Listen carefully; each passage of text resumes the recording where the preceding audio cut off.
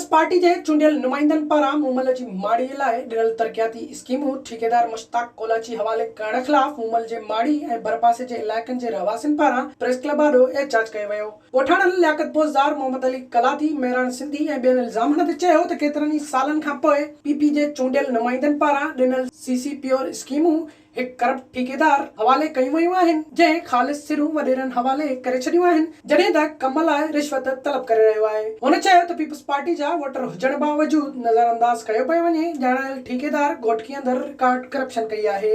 असां अलहाज चीफ सरदार मोहम्मद बख्श खान महर खां ऐं वक़्त जे मिनिस्टर इकरामुल्ला खान धारेजो खां मुतालबो कयूं था त जीअं तव्हां हिन ॾींहंनि में बजट ॾिनो, उन्हनि में 6-7 ॻोठ जेके आहिनि बोज़दारनि जा रहिजी आहिनि ऐं उहे ईअं रहिजी आहिनि जेके वॾेरे लाबी खे तव्हां ठीको ॾिनो आहे, इन जे करे रहिजी आहिनि।